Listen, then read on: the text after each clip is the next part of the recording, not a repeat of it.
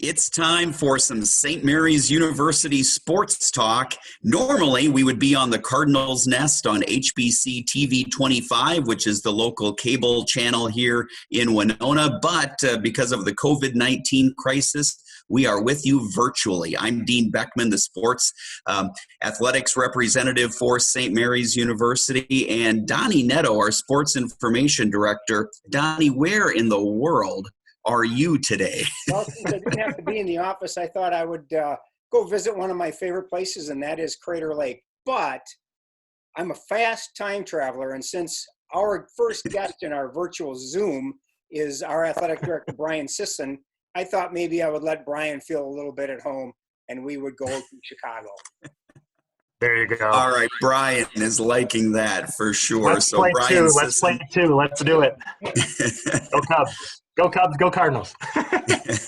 So what we wanted to do is, because the athletic seasons have come to a halt with COVID-19, of course, we know that everyone is missing sports, athletics, especially St. Mary's athletics. So we decided to resurrect the Cardinals Nest here and do it over Zoom, do it online, and provide you with at least a little bit of sports information. And Brian, since you're our first guest here, I think it's probably appropriate for you to sort of update everybody on what's kind of been taking place at both an institutional level and, of course, a conference level in the Minnesota Intercollegiate Athletic Conference from a sports standpoint. Sure, Dean. And Dean, Donny, again, I think everyone getting used to working virtually, right? And so it could become kind of the new norm. Goes without saying, an incredibly difficult time, for the world, for all of us, and something obviously none of us, thought we'd be dealing with, 2.5 weeks ago. So, first and foremost, I think for myself, want to say thank you to, all the service, women, men, medical staff on the front lines, volunteers, grocery staff, teachers. I think just so many individual leaders out there helping us get through this difficult time. There's nothing, that can prepare anyone for this. I think just so many individuals kind of coming together to help, our university, the world move forward. So I really like to give a shout out to our university administration, working tirelessly around the clock, helping our students and community stay safe. To our student athletes and coaches, want to say, hey, I am here for you in any way that I can be. I know I've been in really constant communication, with our staff and student athletes and just everyone knows, how they can reach me. Feel free to call me on my cell at any time. And also, hey, I'm available virtually at any time. So please know that.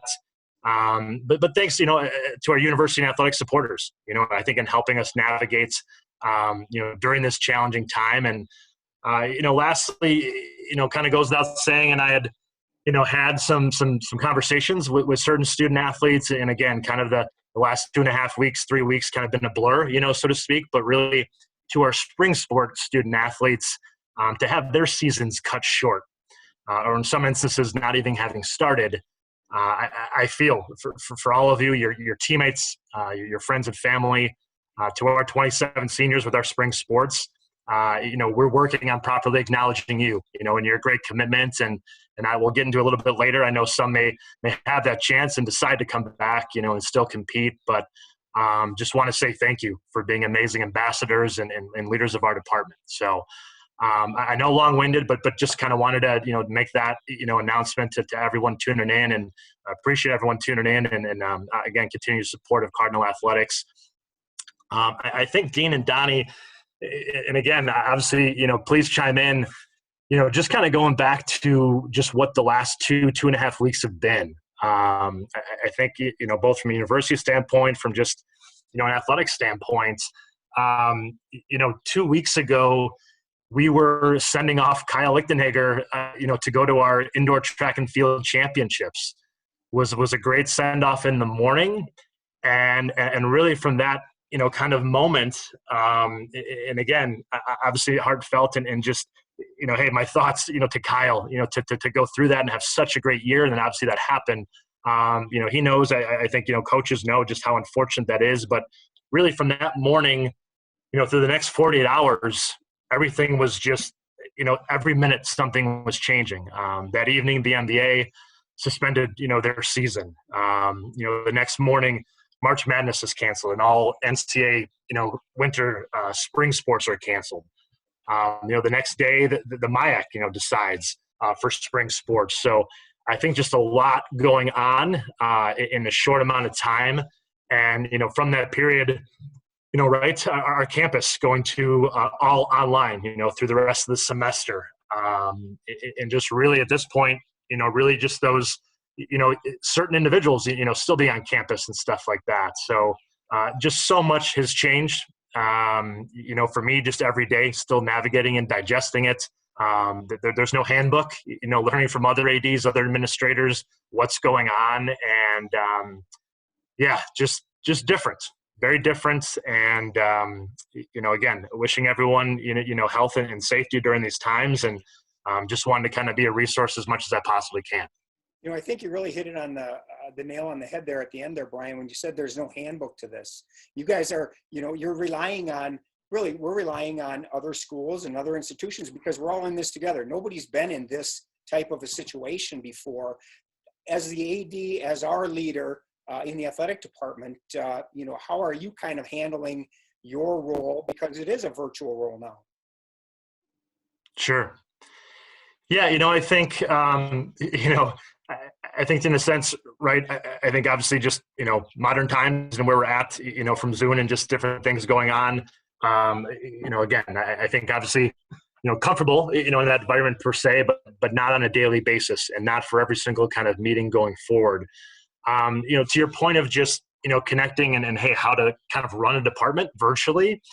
I think for me, first and foremost, health and safety of our staff and student athletes. So, really checking in on, throughout this whole process, that's where, my mind is all the time. So, whether it's via Zoom, I like to kind of have those individual, just one-on-one, phone calls, going up and down, the list of our staff and just making sure people are fine and okay. And if they've got questions, hey, I may not have the answer to it, but hopefully I can find someone who does. And just more than anything, just know that I, deeply, deeply care about every single one, of our Cardinal student athletes and staff. And, I'll do whatever I can, to kind of help us get through this. So, a lot of it's just, learning. I've been on some Twitter chats, the last, 5 or 6 days and learning from other administrators across the country, seeing how they're navigating, seeing how, staying, just kind of up-to-date information. Obviously we're not, having game recaps and stuff, but just other ways to, honor, our spring sports student athletes or our seniors, or just, great things that our student athletes are doing, for the community in a safe space. I've loved to see some of the women's hockey things we've seen on Twitter. I saw today Jordan Keeley, knitting, face masks to donate to the local hospitals. So, I mean, just so much, again, obviously a very difficult time, a lot of good happening out of this, but I think kind of almost through these 2 weeks now too, we're at a point now of I think in a certain respect, trying to get back to that, maybe normal weekly schedule, knowing that a lot of this is going to be phone calls, virtual, things like that. But, hey, every hour, every minute, every day is different. And, obviously for us, I think the focus, where it always is, hey, we want the best student athlete experience. We want to retain all of our student athletes. We want to recruit the best and brightest, new student athletes coming in. We want to, be fiscally responsible, be good stewards to the university, any way we can help. But at the same time, hey, planning ahead of what that summer will look like, what the next academic year will look like. And I just know our staff and everyone is working tirelessly to, keep up to speed, helping each other out. And so when, we get through this, we're back and kind of better than ever. So. Well, you talked about the summer. So I think I'm going to go to the Tetons. That's a good place to be, Donnie. Just ask your son, right? That's right.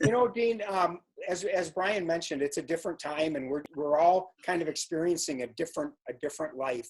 From a standpoint of a professor, talk a little bit about how you're coping with working from home and how you're able to get, information and teaching to our students.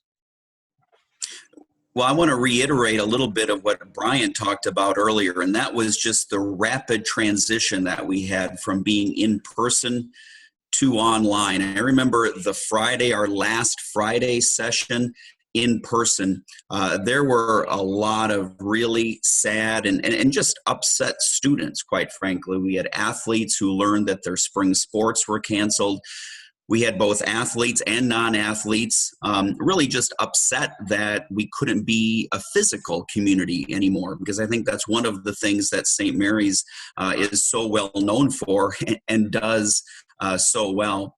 But we had to make the quick transition, and basically we had 2 days, well, really 4 days when you count the weekend, but then the university put on 2 workshop days on that Monday and Tuesday.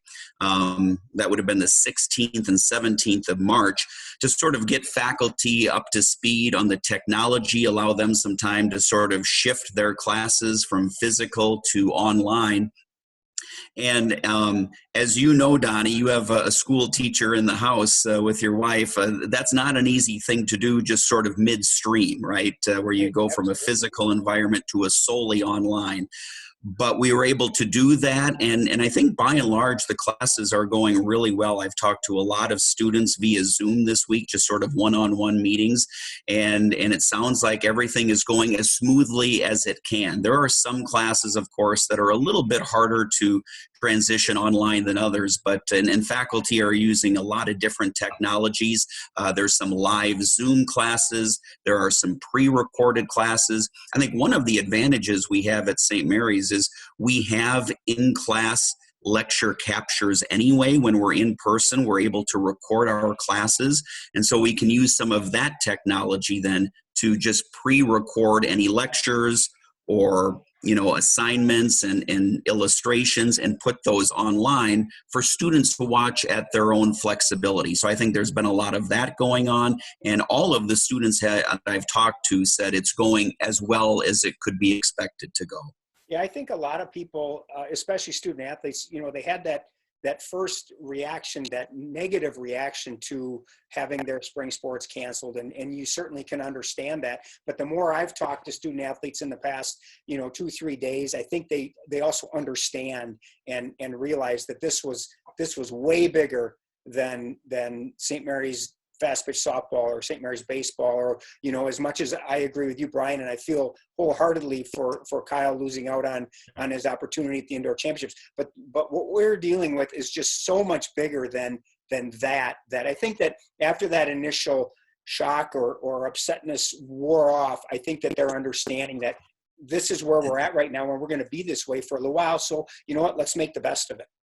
And I think that, from my standpoint, from my job, that's what I'm trying to do. I'm trying to make the best of a tough situation, and I'm trying to do it in a way that we can have some fun with it as well. I mean, we've got these wonderful social media avenues. Let's take advantage of them. Zoom has been phenomenal. This is a great way for us to do a Cardinals Nest, and look forward to many weeks of hosting student athletes and coaches on this show and having some fun with it. So I think that everybody is just kind of adjusting to, as Brian, as you said, to our new normal. This is what we're dealing with right now, and this is how we have to move forward.